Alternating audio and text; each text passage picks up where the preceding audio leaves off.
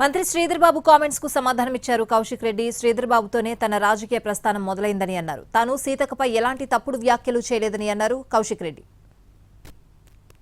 శ్రీధర్ అన్న గారు అంటే నాకు చాలా అభిమానం అధ్యక్ష.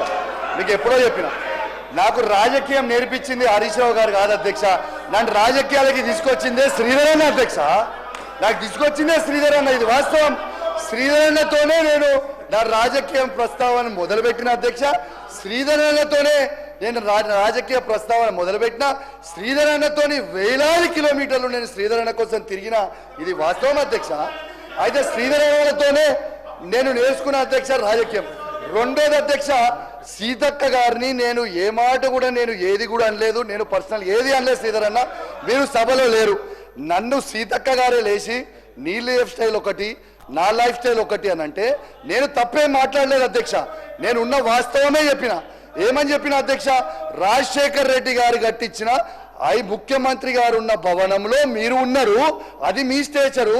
500 గజాలలో నేను ఉన్న గది నా స్టేచర్ అని చెప్పిన శ్రీధర్ అన్న.